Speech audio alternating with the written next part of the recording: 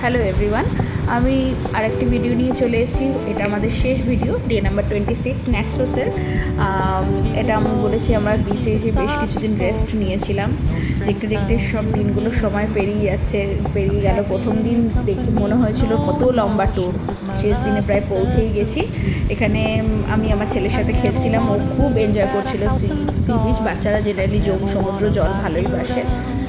তো এটা আমাদের ন্যাক্সাসের ডে ট্রিপ ছিল। নাইটে ইউজুয়ালি আমরা মার্কেট ঘুরতাম, সেখানে ভিডিও আমার কাছে নেই, তাই ডে ট্রিপের ভিডিওই আমি তোমাদের সাথে শেয়ার করছি। বিচগুলো ভীষণ পরিষ্কার পরিচ্ছন্ন, খুব সুন্দর।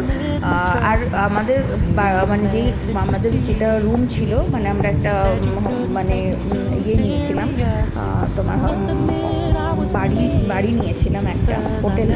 তো ওটা থেকে না একদম সব ওয়াকিং ডিস্টেন্স ছিল, তো খুব সুন্দর বিচ ছিল। আমরা খুব এনজয় করেছি। তো গ্রিস অ্যাকচুয়ালি ভীষণ সুন্দর জায়গা। এবং ওয়ান মোর ইনফরমেশন কি, গ্রিসে না সব জিনিসের দাম কম, খাওয়া দাওয়া সব কিছুর দাম কম, রাদার ইটালি, সুইজারল্যান্ড। খুব এনজয় করেছি। নেক্সট যাবো বলে প্ল্যানও করেছি যে আবার একবার গ্রিস যেতে হবে। তো এই দেখো, আমরা বিচে অলরেডি বেশ কিছুক্ষণ টাইম স্পেন্ড করে আবার আরেকটা বিচে যাচ্ছিলাম। মানে কিছু বিচে আমরা ওয়াকিং ডিস্টেন্স ছিল, আর কয়েকটা দূরেও বিচ ছিল যেটা আমরা বাসে করে গিয়েছিলাম। তো একটা বিচ কভার করে আবার আরেকটা বিচের দিকে আমরা যাচ্ছিলাম। খুব সুন্দর ছিল, দারুণ এনজয় করেছি।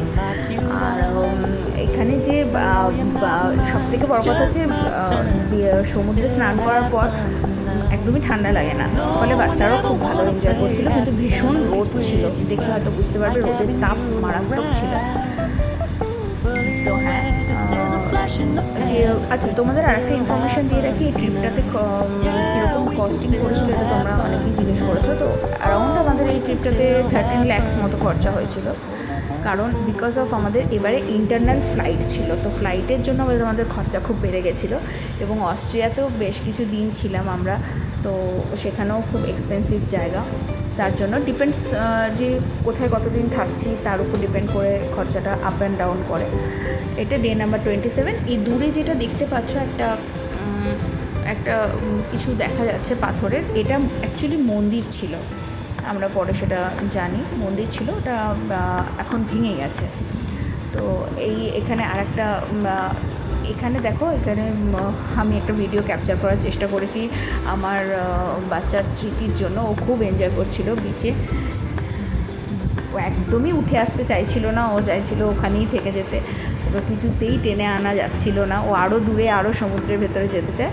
তবে হ্যাঁ, এখানে না সমুদ্রে একটা জিনিস আছে, যেরকম জানি আমরা সমুদ্রে গেলে পা স্লিপ করে যায়, এখানে স্লিপটা করে না, এটা একটা খুব ভালো জিনিস। মানে ওকে ওখানে বসিয়ে রাখা যাচ্ছিলো জলের মধ্যে।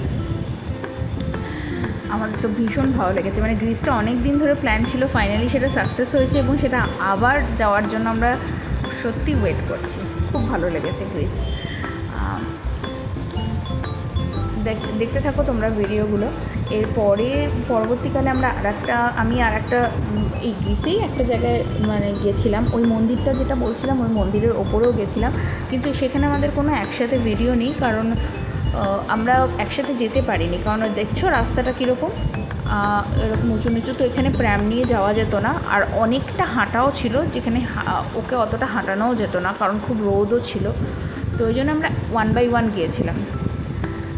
তো এখানে হ্যাঁ দেখো, অনেকগুলো স্টেপ আছে, আর পুরোটাই পাথরের রাস্তা, ফলে প্যারাবোলাটা নিয়ে যাওয়াটা খুবই রিস্কি হতো।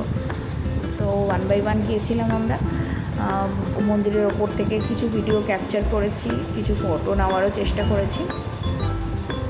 লাস্ট একটা জিনিস দেখাবো তোমাদের লাস্টে, যেটা আমার খুব ইমোশনাল মোমেন্ট। সেটা হলো আমাদের হোয়াইট হোম, যেই বাড়িটা আমরা নিয়েছিলাম, ওখানে আমরা থেকেছিলাম। খুব ভালো বাড়িটা ছিল।